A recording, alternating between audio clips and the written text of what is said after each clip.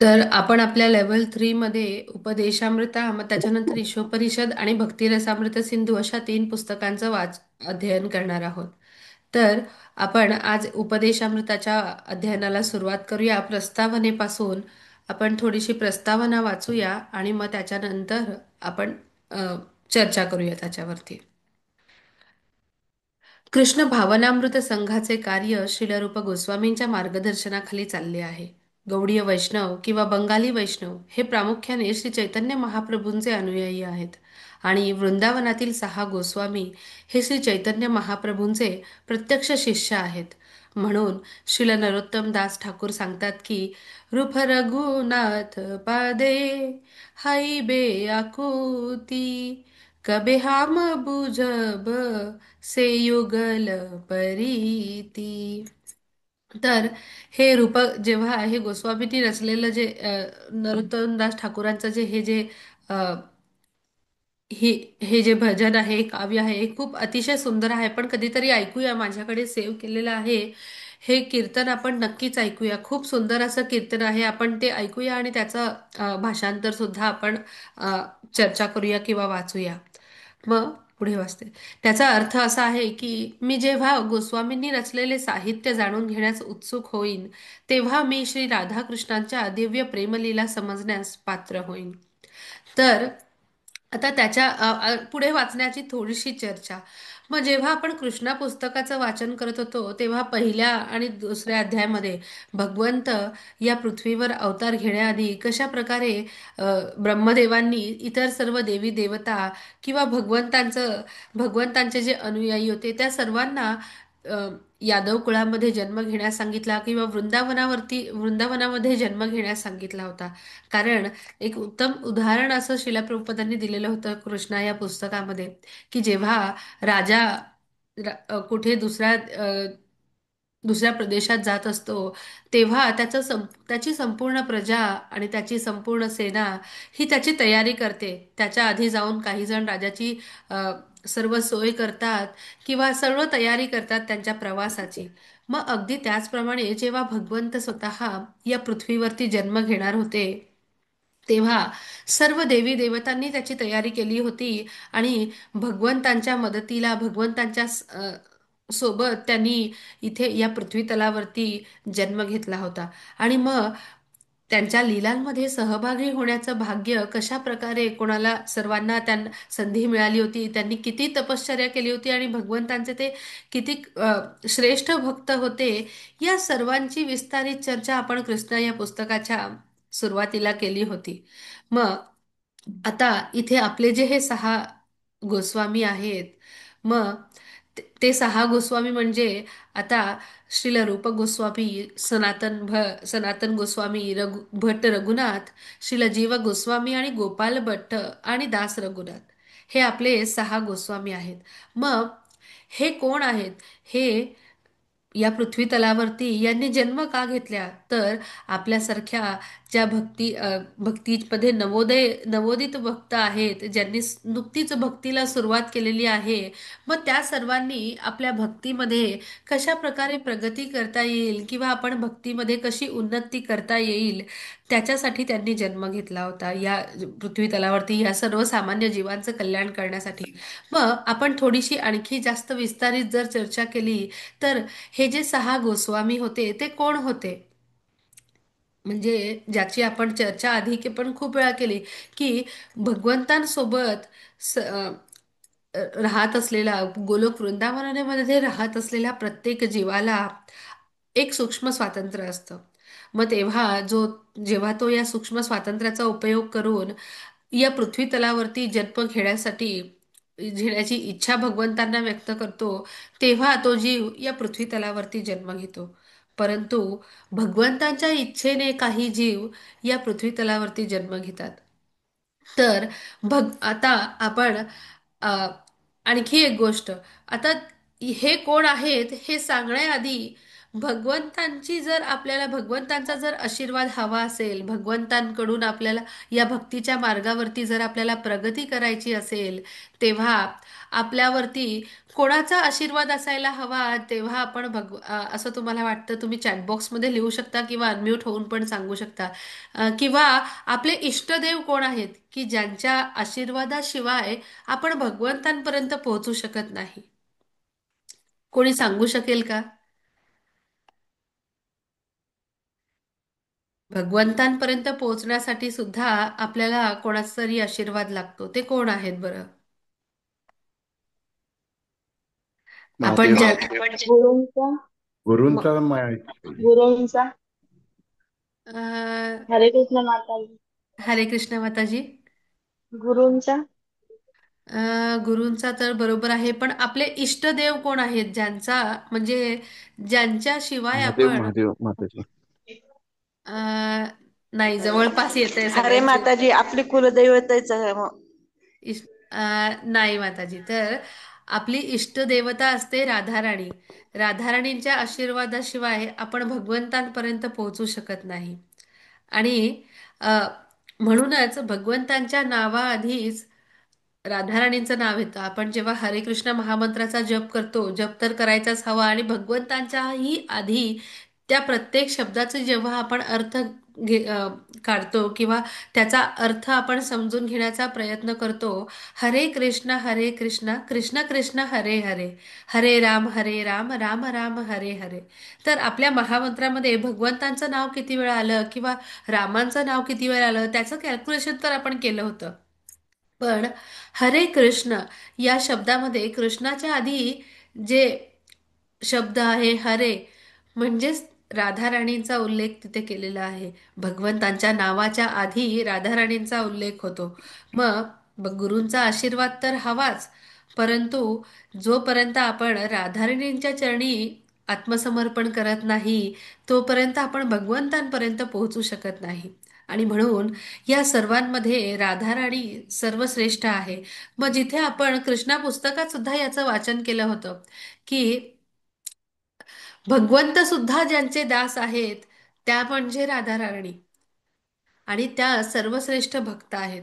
मग कालच आम्ही भक्ती रसामृत सिंधूचा अभ्यास करत होतो तेव्हा आम्ही याची चर्चा केलेली की भगवंतांचे जे भक्त असतात किंवा राधाराणी आणि या गोपी ज्या स्तरावरच्या भक्त आहेत त्यांच्याशी तुलना कधीच कोणताच सर्वसाधारण भक्त करू शकत नाही किंवा त्या स्टेजपर्यंत पोहोचणं हे कोणालाही शक्य नाही, कारण त्या स्तरावरची उन्नत भक्ती ही त्यांची असते. मग आपण जेव्हा कृष्णा पुस्तकाचाच पुन्हा एकदा मी संदर्भ देते की जेव्हा उद्धव भगवंतांचं पत्र घेऊन अ, वृंदावनवासियांना भेटायला गेले होते किंवा राधाराणीला आणि गोपिकांना भेटायला गेले होते भगवंतांचं पत्र घेऊन, तेव्हा गोपिका कशा प्रकारे शोक करत होत्या की त्या स्वतःच्या पापड्यांना सुद्धा दोष देत होत्या की त्यांच्या उघडझापामुळे सुद्धा तेवढ्या त्या क्षणासाठी भगवंतांचं दर्शन त्यांना होत नाही, म्हणून त्या स्वतःच्या पापड्यांना सुद्धा दोष देत होत्या.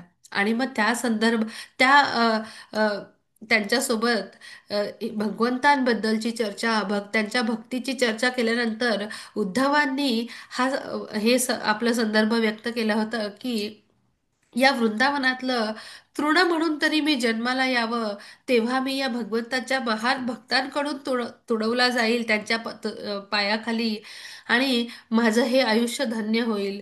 कारण इतक्या प्रतीचे श्रेष्ठ भक्त मी कधीच या स्तरावरती पोहोचू शकत नाही त्यांच्या गोपींच्या स्तरावरती किंवा अ, राधाराणीचा डायरेक्ट संदर्भ किंवा राधाराणी सोबत ज्या गोपी राहतात ज्या ज्या आहेत तिथे त्यांना त्यांची जी भक्ती आहे त्यांना जे आपल्या पूर्वजन्माच्या भक्तीमुळे त्यांच्या भगवंतांवरच्या प्रेमामुळे राधाराणीच्या आशीर्वादामुळे तिथे त्यावेळी त्या राधाराणींसोबत आहेत आणि भगवंतांची भक्ती करत आहेत. मग हा सर्व सिनारिओ सांगायचा संदर्भ कशासाठी? मग आपण पुढे आता वाचणार आहोत ती गोष्ट सुद्धा की राधाराणींच्या सोबत त्यांच्या या गोपिका तर असतातच पण त्यांच्या मंजरी सुद्धा असतात त्यांच्या सेवेसाठी. मग राधाराणींच्या ज्या सेविका त्यांच्या सोबत असणाऱ्या ज्या त्यांच्या सेविका असतात त्यांना मंजिरी म्हणतात. व राधाराणींनी स्वतः आपल्या मंजिरींना या 6 गोस्वामींच्या रूपामध्ये पृथ्वी तलावरती जन्म घेण्यासाठी सांगितलं. का? तर त्या आता त्या खुद्द राधाराणीच्या भक्त आहेत आणि भगवंतांची महती त्या सर्वसामान्य जगाला समजावून सांगू शकतात. आणि म्हणूनच राधाराणींच्या या मंजरी गोस्वामींच्या रूपामध्ये त्यांनी या पृथ्वी तलावरती अवतार घेतला, जन्म घेतला आणि सर्वसामान्य जीवांना या भक्तीच्या मार्गावरती प्रगती कशी करता येईल याचं त्यांनी सर्वांनाच मार्गदर्शन केलं. मग आपण भगवद्गीतेमध्ये सुद्धा याचं अध्ययन केलं किंवा अनेक वेळा याची चर्चा केली की का गुरु अ, भगवंतांनी स्वतः सांगितलं की गुरूंच्या चरणकमळांवरती शरण जायला हवं, गुरूंना प्रश्न विचारायला हवे भगवंतांबद्दलचे. मग आता गुरु गुरूंची सेवा केली, भगवंतांबद्दलचे प्रश्न विचारलं, मग आता या 6 गोस्वामींनी आपल्याला या भक्तीच्या मार्गावरती आपण कशा प्रकारे वाटचाल करायला हवी, कोणते रूल्स अँड रेग्युलेशन्स म्हणजेच मी आधी सांगितलं त्याप्रमाणे डूज अँड डोंट्स, कोणत्या गोष्टी करायला हव्या, कोणत्या गोष्टी टाळायला हव्या, या सगळ्यांचं मार्गदर्शन करण्यासाठी खुद्द श्रीमती राधाराणींनी प्रत्येक भक्तावरती हा प्रेमाचा वर्षाव केला आणि स्वतःच्या मंजरींना 6 गोस्वामींच्या रूपामध्ये आपल्यासाठी आपलं मार्गदर्शन करण्यासाठी, आपल्या या भक्तीच्या मार्गावरती आपले अ, गुरु होण्यासाठी किंवा आपल्याला वाट दाखवण्यासाठी त्यांनी ही सगळी राधाराणींची कृपा आहे. मग आता पुढे वाचूया. भगवान श्रीकृष्णांना समजून जाणून घेणं म्हणजे हे एक विज्ञान आहे. या विज्ञानाचे वरदान मनुष्य समाजाला देण्यासाठी श्री चैतन्य महाप्रभूंनी अवतार घेतला होता.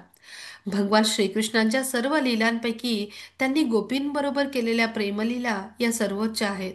सर्व गोपिकांमध्ये श्रीमती राधाराणी श्रेष्ठ आहे. हा तिचा भाव धारण करून श्री चैतन्य महाप्रभू अवतरित झाले. म्हणून श्री चैतन्य महाप्रभूंचे अवतार कार्य समजून घेण्यासाठी व त्यांच्या पदचिन्हांचे अनुसरण करण्यासाठी आपण 6 गोस्वामींच्या उपदेशांचे गंभीरपणे पालन केले पाहिजे. हे 6 गोस्वामी म्हणजे श्री रूप सनातन भट रघुनाथ, श्री जीव गोपाल भट्ट आणि दास रघुनाथ गोस्वामी हे होत.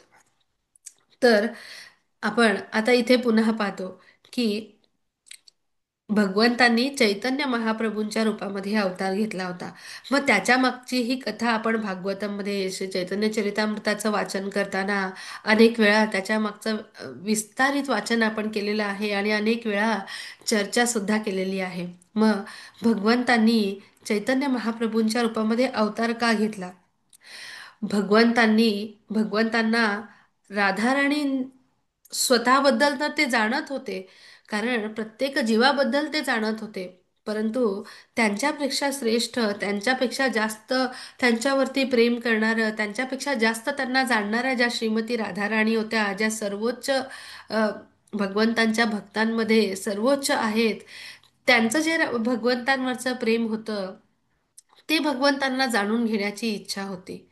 आणि म्हणून भगवंतांनी चै अ, राधाराणीच्या रूपामध्ये, चैतन्य महाप्रभूंच्या रूपामध्ये त्यांनी राधाराणींच्या राधाराणींचा भाव त्यांनी धारण केला होता. आणि राधाराणी भगवंतांबद्दल त्यांचं प्रेम काय आहे, त्यांचा भाव काय आहे, हे जाणून घेण्यासाठी त्यांनी राधाराणीचा भाव धारण करून चैतन्य महाप्रभूंच्या रूपामध्ये त्यांनी अवतार घेतला होता. आणि तो सुद्धा प्रत्येक सर्वसामान्य जीवाला, या कलियुगामधल्या जीवाला, जेव्हा या कलियुग शिगेला पोहोचेल तेव्हा मनुष्य कशा प्रकारे या कलियुगामधून तो स्वतःची सुटका करून घेऊ शकतो, या भक्तीच्या मार्गावरती वाटचाल करू शकतो. आणि म्हणून चैतन्य महाप्रभू नेहमी म्हणतात, या कलियुगाचा एकच सगळ्यात चांगली गोष्ट आहे, ती फक्त आणि फक्त हरे कृष्ण महामंत्राच्या नामस्मरणाने आपण या जन्ममृत्यूच्या बंधनातून आपली सुटका करून घेऊ शकतो. आणि म्हणून पुन्हा एकदा आपण इथे पाहतो की भगवंत आपल्या भक्तांवरती किती प्रेम करतात. म्हणून त्यांनी चैतन्य महाप्रभूंच्या रूपामध्ये जन्म घेऊन हा हरे कृष्ण महामंत्र संपूर्ण मानव समाजासाठी त्यांनी हा हरे कृष्ण महामंत्र दिला होता.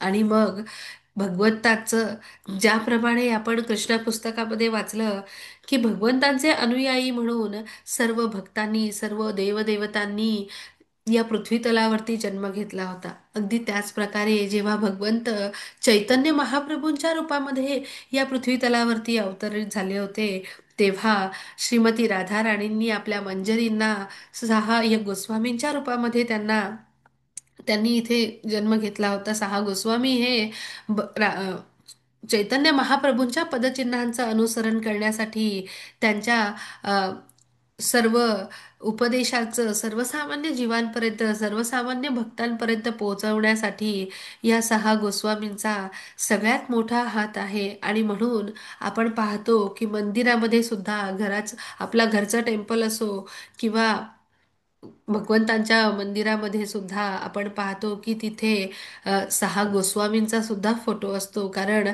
त्यांच्या आशीर्वादाशिवाय आपण आपल्या या भक्तीच्या मार्गावरती मार्गदर्शन करू शकत नाही. आणि या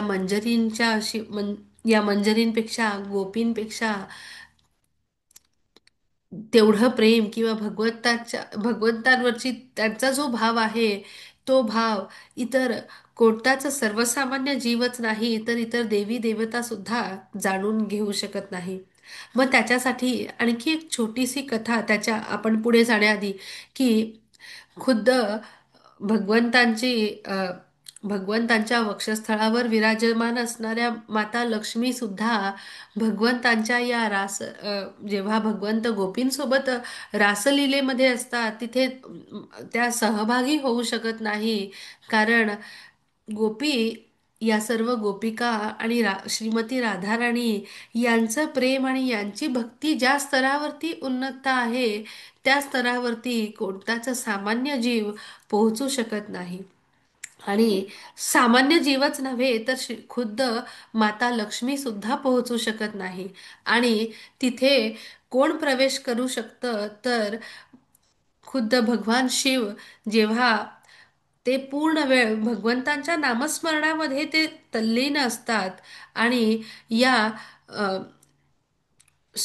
भगवंतांचीच अ, बहिरंगा शक्ती असलेल्या आणि या संपूर्ण जगतामध्ये संपूर्ण ब्रह्मांडामध्ये सर्वात सुंदर स्त्री किंवा सर्वात सुंदर देवता ही त्यांची पत्नी आहे, माता पार्वती. आणि तरी सुद्धा जरी माता पार्वती सोबत असल्या तरी सुद्धा भगवान शिव नेहमी भगवान श्रीकृष्णांच्या आराधनेमध्ये रंग असतात. आणि त्यांची आराधना किंवा ते आपल्या भगवंताच्या आराधनेमधून तेव्हाच ते जागे होतात जेव्हा भगवंत रासलीलेमध्ये असतात. तेव्हा ते गोपी बनून तिथे प्रवेश करतात. कारण त्यांना सुद्धा भगवंतांचा तो भाव, भगवंतांचं ते जे रूप असतं ते पाहण्याची इच्छा असते. आणि हा जो भाव आहे हा सर्वोच्च स्तरावरचा भाव आहे भगवंतांच्या भक्तीमधला.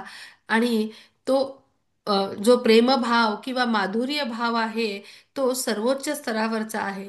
आणि त्या सर्वोच्च स्तरावरचा माधुर्य भाव असणारे भक्त किंवा असणाऱ्या मंजरी गोस्वामींच्या रूपात आपल्याला मार्गदर्शन करत आहेत. तेव्हा कुठेतरी आपण आपल्या छोट्याशा या प्रवासातून या नवोदित भक्ताच्या मार्गावरून आपण शुद्ध भक्तापर्यंत आपला प्रवास करू शकतो. जेव्हा आपण आपल्या गोस्वामींचं मार्गदर्शन घेऊन त्यांच्या उपदेशांचं गंभीरपणे पालन करतो. तर हेच आपण आपल्या इथे पुढं वाचूया आता आपण. मग शिलारूप गोस्वामी सर्व गोस्वामींचे प्रमुख होते आणि मार्गदर्शन करण्यासाठी त्यांनी उपदेशामृत नामक ग्रंथ आपल्याला दिला आहे. हा एक ग्रंथ आहे उपदेशामृत. ज्याप्रमाणे त्यांनी श्री चैतन्य महाप्रभूंनी शिक्षाष्टक नामक 8 श्लोक रचले होते, त्याप्रमाणे रूप गोस्वामींनी आपल्याला उपदेशामृत हा ग्रंथ दिला आहे. या ग्रंथाचे अध्ययन करून आपण शुद्ध वैष्णव भक्त होऊ शकतो. मग आपण वाचनाच्या वर्गामध्ये शिक्षाष्टकमचं सुद्धा वाचन केलं होतं, चैतन्य शिक्षाष्टकम. मग आता आपण वाचन करूया उपदेशामृताचं आणि आणखी जास्त आपल्या या भक्तीच्या मार्गावरती आपण कशी प्रगती करू शकतो, आपली भक्ती कशी दृढ करू शकतो याचं मार्गदर्शन रूपा गोस्वामींच्या माध्यमातून आपण या उपदेशामृता या ग्रंथामधून करून घेऊया. तर आध्यात्मिक जीवनातील विविध क्रियांपैकी मन व इंद्रियांवर नियंत्रण करणे हे आपलं प्रथम कर्तव्य आहे. जोपर्यंत आपण मन आणि इंद्रियांवर नियंत्रण करत नाही, तोपर्यंत आपण आध्यात्मिक जीवनामध्ये कधीच प्रगती करू शकत नाही. भौतिक जीवनातील प्रत्येक जण रजा आणि तमोगुणांनी ग्रासलेला आहे. म्हणून रूप गोस्वामींच्या उपदेशांचे पालन करून आपण सत्वगुणाच्या स्तरापर्यंत स्वतःची प्रगती केली पाहिजे. त्यानंतर पुढची प्रगती कशी करता येईल यासंबंधी सर्व गोष्टींचा आपल्याला उलगडा होईल. कृष्ण भावनेतील प्रगती साधकाच्या मनोवृत्तीवर अवलंबून असते. कृष्ण भावनेच्या साधकाने गोस्वामी झाले पाहिजे. वैष्णवांना साधारणपणे गोस्वामी म्हणून संबोधले जाते. वृंदावनातील मंदिराच्या अध्यक्षांना याच नावाने ओळखले जाते. ज्याला भगवान श्रीकृष्णांचा शुद्ध भक्त होण्याची इच्छा आहे त्याने गोस्वामी झालेच पाहिजे. गो म्हणजे इंद्रिये आणि स्वामी म्हणजे नियंत्रित करणारा. स्वतःच्या मनावर व इंद्रियावर नियंत्रण केल्याविना मनुष्याला गोस्वामी होता येणार नाही. प्रथम गोस्वामी आणि नंतर शुद्ध भगवत भक्त होऊन जगातील सर्वोच्च यश प्राप्त करण्यासाठी आपण श्रीला रूप गोस्वामींनी दिलेल्या या उपदेशामृत नामक ग्रंथाच्या नुसार आचरण करणे आवश्यक आहे. तर इथे आपण गोस्वामी या शब्दाचा अर्थ पाहतो. गो म्हणजे इंद्रिये आणि स्वामी म्हणजे नियंत्रण करणारा. मग जो आपल्या इंद्रियांवर नियंत्रण करतो तोच गोस्वामी बनू शकतो किंवा भगवत भक्त बनू शकतो. मग आधी शुद्ध भगवत भक्त होण्यासाठी, गुणातीत होण्यासाठी, तमोगुण आणि रजोगुणामधून सुटून सत्वगुणापर्यंत पोहोचण्यासाठी आधी आपल्याला गोस्वामी बनावं लागतं. मग जसं आपण भगवद्गीतेमध्ये चर्चा केली होती की जेव्हा आपण अ, या इंद्रियांचे स्वामी ऋषिकेश यांना संतुष्ट करण्यासाठी आपली प्रत्येक कृती करतो, तेव्हा नक्कीच आपण आपल्या या भगवत भक्तीच्या मार्गावरती यशस्वी रीतीने वाटचाल करू शकतो. कधीच आपलं पतन होत नाही. जेव्हा आपण स्वतःचा स्वपणा, स्वामित्वाचा अधिकार सोडून या सर्वस्वाचे स्वामी भगवंत, पूर्ण पुरुषोत्तम भगवंत श्रीकृष्ण यांच्या श्री संतुष्टीसाठी प्रत्येक कार्य कृष्ण भावनेमध्ये करतो, तेव्हाच आपण आपल्या या भक्तीच्या मार्गावरती प्रगती करू शकतो. आणि या गोस्वामी या स्तरापासून ते शुद्ध भगवत भक्त, उच्च श्रेणीचा भक्त, या शुद्ध भगवत भक्त म्हणजेच गुणातीत होऊन शुद्ध सत्वगुणामध्ये प्रवेश करू शकतो. आणि आपण याच्या आधी अनेक वेळा चर्चा केलेली आहे, जेव्हा मनुष्य गुणातीत होऊन शुद्ध सत्वगुणापर्यंत पोहोचतो तेव्हा त्याला आत्मसाक्षात्काराची जाणीव होते. आणि तेव्हा तो आत्मसाक्षात्काराच्या या मार्गावरून कृष्ण भावनेच्या मार्गापर्यंत उन्नत होऊ शकतो. मग नामस्मरणापासून सुरू केलेली भक्ती ही मनावरती आणि इंद्रियावरती नियंत्रण ठेवणं. मग या मनावरती नियंत्रण ठेवणं म्हणजे काय, इंद्रियावरती कशा प्रकारे नियंत्रण ठेवायचं, या सगळ्याचं विस्तारित मार्गदर्शन आपल्याला रूप गोस्वामी या उपदेशामृता ग्रंथाच्या माध्यमातून करणार आहेत. तर पुढे वाचूया. शिलरूप गोस्वामींनी भक्ती रसामृत सिंधू, विदग्ध माधव, ललित माधव इत्यादी अनेक ग्रंथ लिहिले आहेत.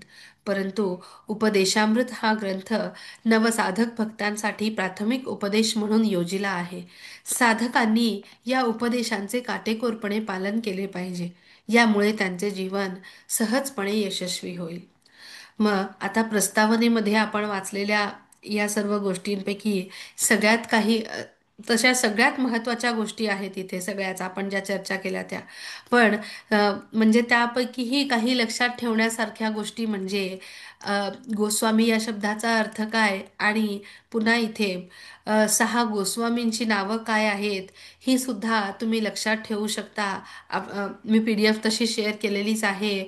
आणि आपल्या असाइनमेंटमध्ये सुद्धा हे क्वेश्चन येऊ असतील की 6 गोस्वामींची नावं काय आहेत. आणि मग पुढे आणखी एक की रूपा गोस्वामींनी आणखी कोणकोणत्या पुस्तकांचं, आणखी कोणकोणती ग्रंथ लिहिलेली आहेत, मग त्याच्यामध्ये आहेत भक्तिरसामृत सिंधू, विदग्ध माधव, ललित माधव हे ग्रंथ लिहिलेले आहेत त्यांनी. हे सुद्धा म्हणजे आपण जे प्रस्तावना वाचली त्यामधले की पॉइंट्स, आणि मग आपण आणखी भरपूर चर्चा केली की हे सहा गोस्वामी कोण आहेत, आणि मग कशा प्रकारे त्यांनी या पृथ्वी तलावरती जन्म घेतला होता आपल्या सर्वसामान्य जीवांच्या कल्याणासाठी. ही सगळी चर्चा आपण केली. तर पुढे वाचूया. तुम्हाला काही प्रश्न असल्यास, आणखी काही विचारायचं असल्यास किंवा काही शंका असल्यास तुम्ही चॅटबॉक्समध्ये सुद्धा लिहू शकता, किंवा आपण जेव्हा क्लास संपेल तेव्हा आपण थोडीशी चर्चा करूया पुन्हा प्रश्नांपैकी. तर आता आपण पहिल्या श्लोकाचं वाचन सुरू करूया. मला असं वाटतं की तुम्ही पण सगळे अनम्यूट होऊन हा श्लोक म्हणू शकता. आधी मी तुम्हाला म्हणून दाखवेन आपण कसं म्हणायचं ते, आणि मग तुम्ही रिपीट करू शकता अनम्यूट होऊन. वाचो वेगम मनसः क्रोध वेगम, वाचो मनसा क्रोध वेगम जिह्वा वेगम उदरोपस्थ वेगम, जिह्वा वेगम उदरोपस्थ वेगम एतान् वेगान् यो विषहेत धीरः, एतान् वेदान् विषेहेत धीरः सर्वमपि मां पृथिवीं सशेषात्. सर्वमाप्य पृथिवीमशिष्यते. हरे कृष्ण. धन्यवाद सगळ्यांना. हरे कृष्णा. हरे कृष्ण. अम, कोणाला शब्दाचा शब्दांत अर्थ वाचायचा आहे का, शब्दांचं भाषांतर कोणाला करायचंय तुम्ही हँड रेज करू शकता.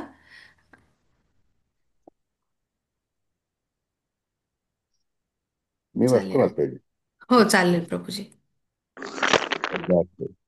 वाचः वाणीचे, वेगम आवेग, मनसः मनाचे, क्रोध क्रोधाचे, वेगम आवेग जिव्हा जिभेचे, वेगम आवेग उदर उपस्थ उदर आणि जननेंद्रिये, वेगम आवेग एतान हे वेगान आवेग, यह जो विषहेत सहन करू शकतो, धीर धीर सर्वाम सर्व अपि निश्चितच, इमाम या पृ- पृथ्वीम पृथ्वी सहा तो मनुष्य शिष्य करू शकतो.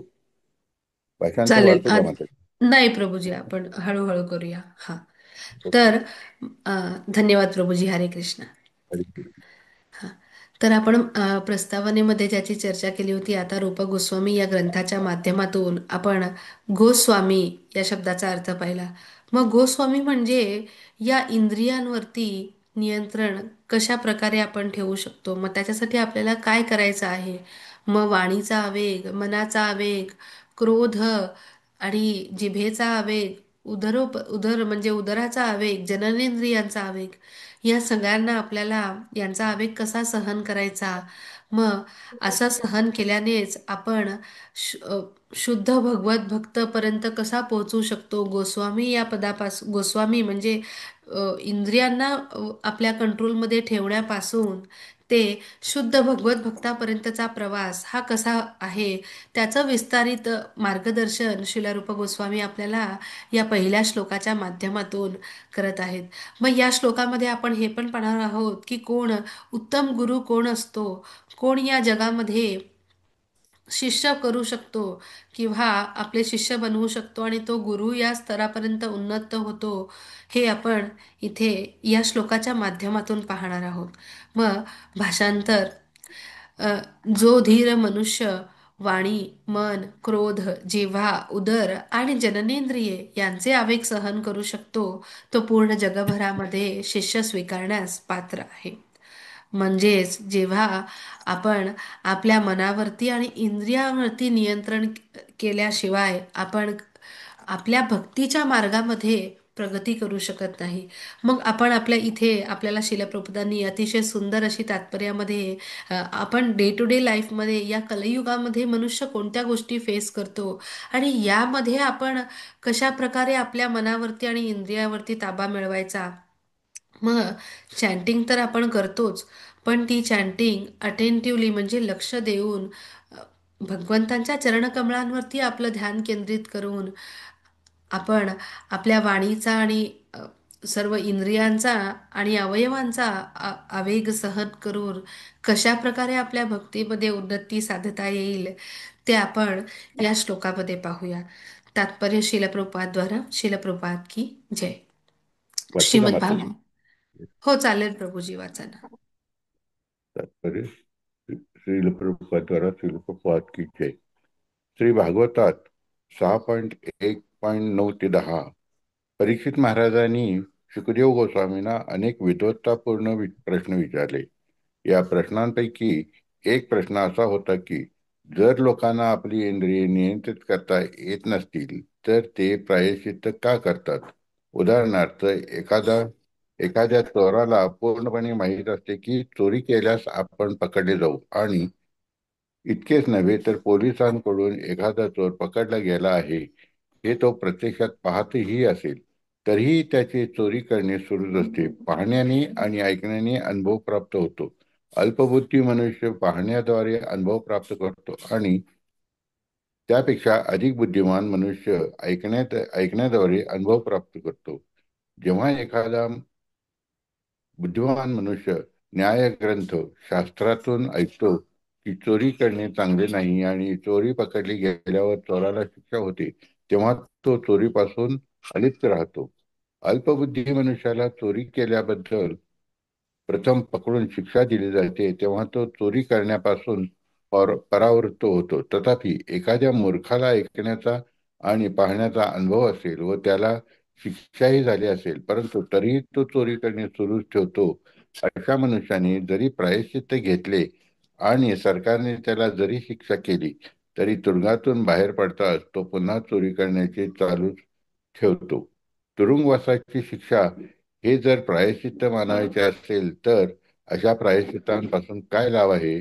म्हणून परीक्षित महाराज विचारतात, दुष्टशुताभ्याम यत् पापम जन्नात्यात् आत्मनो हितम करोति भूयो विवशाः प्रायश्चित्तम अथो कथम क्वचिन्निवर्तते अभद्रात् क्वचिच्चरति तत् पुनः प्रायश्चित्तं तो अपार्था मन्ये कुज्जरशौचवत्. ते प्रायश्चित्तांची तुलना हत्तीच्या स्नानाशी करतात. हत्ती नदीमध्ये अत्यंत चांगल्या प्रकारे स्नान करतो, परंतु नदी तटावर येताच आपले संपूर्ण शरीर पुन्हा धुळीने माखून घेतो. मग अशा स्नानाचा काय उपयोग आहे. त्याप्रमाणे अनेक आध्यात्मिक साधक हरे कृष्ण महामंत्राचा जप करतात आणि त्याचबरोबर अनेक निषिद्ध गोष्टीही करतात. त्यांना वाटते की आपला जप सर्व अपराधांवर मात करील. पवित्र नामाचा जप करताना मनुष्यांकडून ज्या 10 प्रकारचे अपराध होऊ शकतात त्यापैकी हा एक अपराध होय व याला नामो बलाद यस्य ही पापबुद्धी अर्थात हरे कृष्ण महामंत्राच्या जपाच्या सामर्थ्यावर विसंबून पाप कर्म करणे असे म्हणतात. त्याचप्रमाणे काही ख्रिश्चन लोक आपल्या पापांची कबुली देण्याकरिता चर्चमध्ये जातात, कारण त्यांना वाटते की धर्मोपदेशकांसमोर आपल्या पापांची कबुली दिली आणि त्या काही प्रायश्चित्त घेतले की एका सप्ताहातील पापांच्या परिणामांपासून आपली मुक्तता होईल. शनिवार संपून रविवार उजाडताच ते पुन्हा पापकर्मी करू लागतात, कारण पुढील शनिवारी आपल्याला क्षमा केली जाईल अशी त्यांची अपेक्षा असते. त्यावेळेचे सर्व बुद्धिमान राजे महाराज परीक्षित यांनी अशा प्रकारच्या प्रायश्चित्ताची निंदा केली आहे. तितकेच बुद्धिमान आणि महाराज परीक्षितांचे अनुरूप आध्यात्मिक गुरु शुकदेव गोस्वामी यांनी राजांच्या प्रश्नाचे उत्तर दिले आणि प्रायश्चित्तांसंबंधी राजाच्या विधानास पुष्टी दिली. पापकर्म हे पुण्यकर्माने धुवून जाऊ शकत नाही, म्हणून आपल्याकडील सुप्त कृष्ण भावनेची पुनर्जागृती करणे म्हणजेच प्रास्ताविक प्रायश्चित्त होय. हरे कृष्ण प्रभूजी, वास्तविक आपण थोडी हरे कृष्ण. चर्चा करू आणि Yes, मग पुढचं वाचूया. हा yes. चालेल. हरे कृष्ण.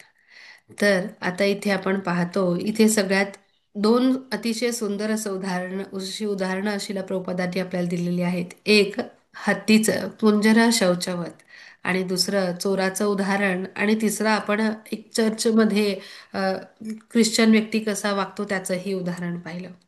मग आता चोरी करणं ही जेव्हा त्याची मनोवृत्ती बनते, तेव्हा त्याला शिक्षा झाली तरी त्याला काय वाटतं की तुरुंगातून बाहेर आल्यावर तो पुन्हा तीच चूक करतो.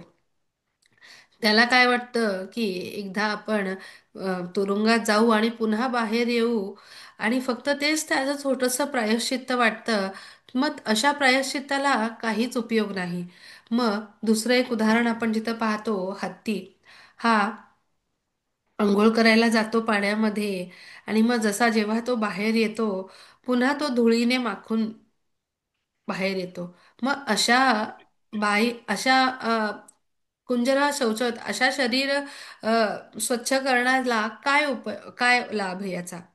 मग अशी उदाहरणं आपण इथे का पाहतो? जर आपण याचा आपल्या प्रॅक्टिकल लाईफ सोबत किंवा आपल्या दैनंदिन जीवनासोबत या कलियुगामधल्या उदाहरणांसोबत जर आपण कंपॅरिझन केलं किंवा चर्चा केली, तर आपण आपल्या आजूबाजूला अनेक लोक पाहतो की त्यांची वाणी, किंवा आपण अ, मुखवटा असलेले असे अनेक लोक पाहतो की मुखवटा असता वेगळा त्यांचा समोर, आणि त्यांची जी रिअल कंडिशन किंवा त्यांचा जो रिअल स्वभाव असतो तो वेगळा असतो. नामस्मरणाचं ढोंग करतात आणि मग मागे अनेक वेगळ्या गोष्टी करतात.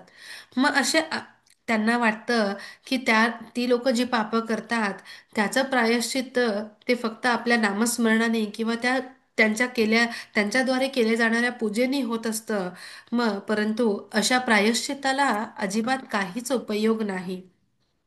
जो बुद्धिमान मनुष्य असतो तो अनुभवाने, चुकांनी तो अ, म्हणजे अपयश ही यशाची पहिली पायरी आहे असं का म्हणतात? कारण जो बुद्धिमान मनुष्य असतो तो त्याच्यातून काहीतरी शिकतो.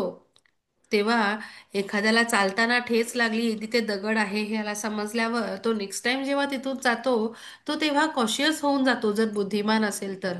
म्हणजे आपण एक सिंपल छोट्या छोटी उदाहरणं घेत आहोत, परंतु एक ठेचच आहे, त्याला काय, आपल्याला जे हवं आहे आपण ते करणारच. मग जसा हा चोराचं उदाहरण दिलेलं आहे, त्याला जरीची शिक्षा केली तरी त्याला काही फरक पडत नाही. मग हे चोराचं उदाहरण शिलाप्रभुपादांनी एक नॉर्मल असं उदाहरण दिलेलं आहे. पण आपण आजूबाजूला आपल्या आयुष्यामध्ये किंवा आजूबाजूच्या या समाजामध्ये आपण जेव्हा पाहतो, अनेक मोठी मोठी चोरं, मोठे मोठे गुन्हा करून मोठ्या व्यक्ती, अनेक स्कॅन्डल्स, अनेक गोष्टी आपण पाहतो. आणि त्यांना वाटतं की कोर्टमध्ये जाऊन ते लगेच सुटतात त्याच्यामधून, कारण ते आपल्या पैशाच्या बळावरती एक थोडीशी फीज फाईन म्हणून भरतात, आणि त्यांना तेच प्रायश्चित्त वाटतं.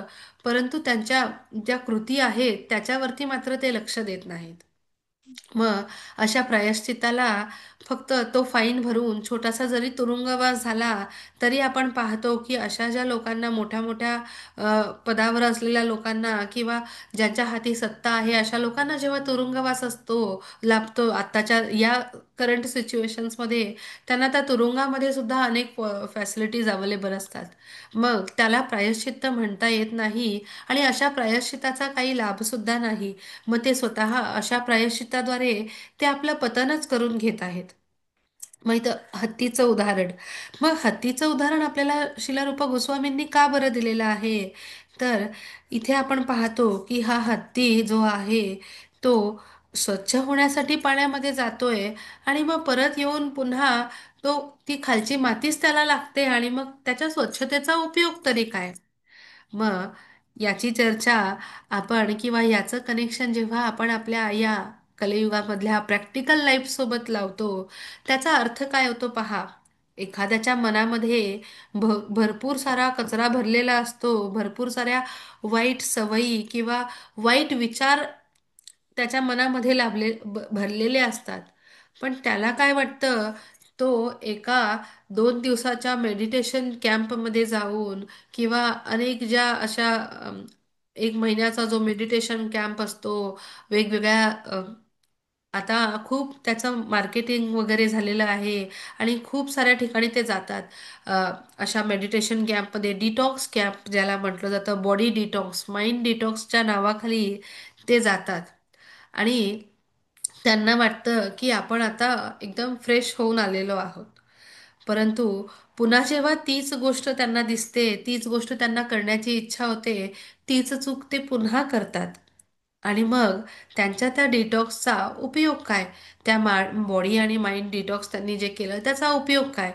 म्हणजे जर तुम्ही भगवंतांच्या नामस्मरणाचा उपयोग फक्त स्वतःला, त्या त्यांना वाटत असतं की आपण या पापांमधून स्वतःची मुक्ती करून घेत आहे, आणि या नामस्मरणाचा उपयोग तुम्ही स्वतःभोवती ढाल म्हणून त्याची करून घेत असाल, तर त्याचा काहीच उपयोग नाही अशा प्रायश्चित्ताचा. जेव्हा मनुष्य या चुकांमधून काहीतरी गोष्ट शिकतो, तेव्हा त्याला प्रायश्चित्त असं म्हटलं जातं ना, की पुन्हा तीच चूक दुसऱ्यांदा करणं. मग जेव्हा असा जो अज्ञानी मनुष्य असतो, जो या भगवत भक्तीच्या मार्गावरती वाटचाल करत नाही, कृष्ण भावनेच्या मार्गावरती वाटचाल करत नाही, आणि अज्ञानामध्ये त्याची वाटचाल सुरू असते, तेव्हा तो अशा प्रकारच्या प्रायश्चित्तानंतर सुद्धा पुन्हा तीच कृती करतो. मग त्याला आपण म्हणू शकतो, आपल्या मराठीमध्ये एक म्हण असते, पालथ्या घागरीवर पाणी.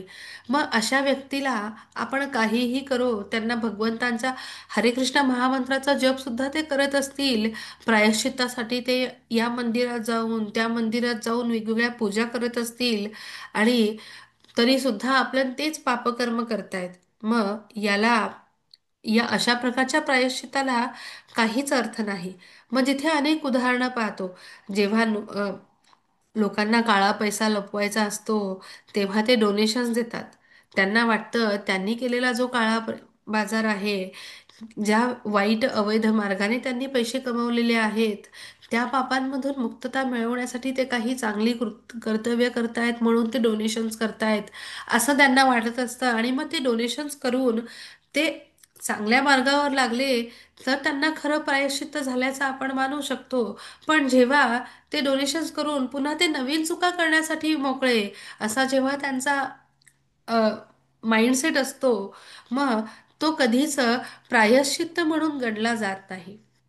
मग याला म्हणजे मनुष्य जप जप करतोय, भगवंतांचं नामस्मरण करतोय, आणि पुन्हा आपल्या चुका करायच्या करतोच. मग त्याला नामनो बलाद यस्य हि पापबुद्धी, अर्थात हरे कृष्ण महामंत्राच्या जपाच्या सामर्थ्यावर विसंबून पापकर्म करणे. म्हणजे ते असं झालं की पहा, एखादी आपल्याला काही इन्फेक्शन झालं, अँटी इन्फेक्शन, आपल्याला रॅश होतं, आपण मग त्याची ती एविल गोळी घेतो. मग आपली रॅश कमी होते गोळी घेतल्यानंतर. मग कुणाला माहित आहे की आपण काही खाल्ल्यावर आपल्याला रॅश होतं, ती गोष्ट आपण खाऊ नये, तरी सुद्धा त्याचं जीभ ती गोष्ट मानत नाही, त्याला खायची ती खूप इच्छा होते, आणि तो तशा गोष्टी खातो आणि पुन्हा रॅश होते, आणि मग तो गोळी घेऊन आपला रॅश कमी करतो. मग त्याचा अर्थ असाच झाला. म्हणजे याचं जर प्रॅक्टिकली हा व्यक्ती असाच करत राहिला, तर त्या गोळीचा आणि त्याच्या रासचा त्याच्या शरीरावर एकदा असा प्रकारे परिणाम होऊ शकतो की तो कधीच बरा होऊ शकत नाही. मग त्याचप्रमाणे या पापकर्मांचं सुद्धा आहे. मग त्याला जर का अशी ही सवय लागली, तो करत राहील, परंतु अशा प्रकारे त्याचं पतन होईल, तो कधीच पुन्हा आपल्या आपल्या या भक्तीच्या मार्गामध्ये उन्नतीच करू शकणार नाही. मग पुन्हा दुसरं एक आपण उदाहरण पाहिलं इथं चर्चमध्ये.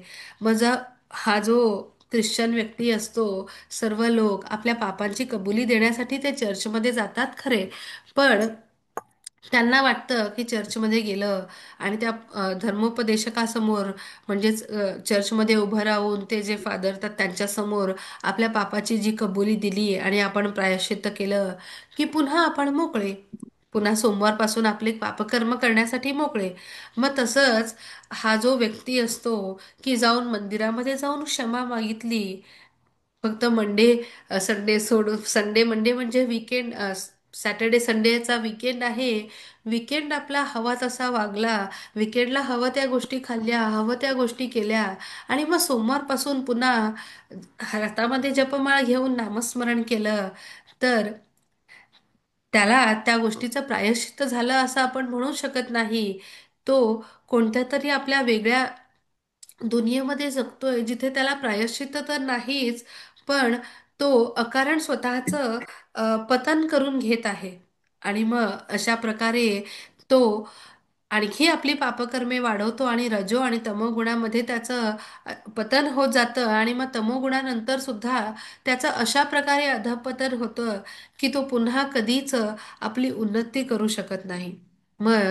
जेव्हा मग आता हा प्रश्न परीक्षित महाराजांनी आपल्या गुरूंना हा प्रश्न केला होता की मग अशा प्रकारच्या प्रायश्चित्ताची त्यांनी निंदा केली होती. मग त्यांचे गुरु शुकदेव गोस्वामी यांनी या प्रायश्चित्तासंबंधी त्यांना उत्तर दिलं होतं की पापकर्म हे पुण्यकर्माने धुवून जाऊ शकत नाही, म्हणून आपल्यामधील सुप्त भावनेची पुनर्जागृती करणे म्हणजेच वास्तविक प्रायश्चित्त आहे. मग या पापकर्म आणि पुण्यकर्माबद्दल आपण जेव्हा त्रिगुणांसंबंधित त्रिगुणांशी संबंधी भगवंतांनी जेव्हा भगवद्गीतेमध्ये मार्गदर्शन केलं होतं, तेव्हा आपण त्याची चर्चा केली होती की हे जे त्रिगुण आहेत, मग मनुष्य जरी सत्वगुणामध्ये जरी त्यांनी प्रवेश केला, मग पापकर्म आणि पुण्यकर्मांच्या बंधनामध्ये तो अडकून जातो. आणि या पुण्यकर्माच्या बळावरती तो स्वर्गामध्ये तर प्रगती स्वर्ग लोकांपर्यंत उन्नत होऊ शकतो, परंतु जेव्हा हा पुण्यकर्माचा साठा त्याचा संपतो, तो पुन्हा खाली येतो. मग मग तसंच या जन्ममृत्यूच्या बंधनामध्ये अडकला जातो. आणि मग हे पापकर्म पुण्यकर्म करून ते ही पापाची लक्षणं धुतली जाऊ शकत नाहीत. ती तशीच मग तो कायमचा त्या पाप आणि पुण्याच्या चक्रामध्ये अडकून राहतो. जर कोणाला बुद्धिमान व्यक्तीला या पापपुण्याच्या चक्रामधून, या जन्ममृत्यूच्या चक्रामधून सुटका करून घ्यायची असेल, तर त्याने आपल्यामध्ये असलेल्या सुप्त कृष्ण भावनेची जागृती केली पाहिजे. आणि तेच सगळ्यात मोठं प्रायश्चित्त आहे. म्हणजेच आपण आपल्या मनावरती आणि इंद्रियावरती ताबा मिळवला पाहिजे. गोस्वामी या पदापासून ते उन्नत कृष्ण भक्ताच्या पदापर्यंत उन्नत होण्याचा प्रयत्न केला पाहिजे, प्रगती करण्याचा प्रयत्न केला पाहिजे. जेव्हा आपण कृष्ण भावनेमध्ये वाटचाल करण्याचा प्रयत्न करतो, तेव्हाच तेच वास्तविक प्रायश्चित्त आहे या जन्ममृत्यूच्या बंधनातून सुटका काढून घेण्याचा. अन्यथा आपण याच सुखदुःख, ऊन वारा आणि यश अपयश, सुख दुःख या सगळ्यांच्या चक्रामध्ये अशा प्रकारे गुंतले जाऊ की भगवद्गीतेमध्ये सुद्धा भगवंतांनी याचं मार्गदर्शन केलं आहे की सुख दुःख, ऊन वारा, यश अपयश याचं जे चक्र आहे ते सतत सुरूच असतं. आणि मग आपण यामधील एकाच्या मागे जर लागलो, सुखाच्या मागे, या दुःखानंतर आपल्याला ॲटलिस्ट एखादं सुख येईल, या अपयशानंतर एखादं यश येईल, अशा प्रकारे त्याचं मागं लागलं तर त्या एका सायकलमध्ये आपण गुंतले जाऊ, जिथून आपण कधीच बाहेर पडू शकत नाही. आणि म्हणून जर याच्यातून, या सायकलमधून बाहेर पडायचं आहे आणि आपल्याला एक परम आनंदाची, परम शांतीची अनुभूती घ्यायची आहे, तर आपण कृष्ण भावनेच्या या मार्गावरती वाटचाल करायला हवी. सुप्त कृष्ण भावनेची पुनर्जागृती आपण करायला हवी. आणि तेच माणसाचं, तेच सर्वसामान्य जीवाचं प्रायश्चित्त होय. आणि तेव्हाच तो आपल्या आयुष्यामध्ये परमशांती, परम आनंदाची प्राप्ती करू शकतो. आणि याची विस्तारित चर्चा आपण भगवद्गीतेमध्ये केलेलीच आहे. तर आता वास्तविक प्रायश्चित्तापासून आपण अ, पुढे वाचूया पुढच्या सोमवारी. तर इथेच आपण थांबूया. एकच मिनिट द्या मला, मी स्टॉप हरे शेअर. कृष्ण माताजी. हरे कृष्णा माताजी. मी प्रार्थना म्हणते आणि मग थांबू, आणि कोणाला काही शंका असल्यास तुम्ही विचारू शकता. वाञ्छाकल्पतरुभ्यश्च कृपा सिंधुभ्य एव च पतितानां पावनेभ्यो वैष्णवेभ्यो नमो नमः. अनंत कोटी वैष्णववृंद की जय. शिला प्रभुपाद की जय. जय. हरे कृष्णा. हरे कृष्ण माता. हरे कृष्णा. हरे कृष्ण.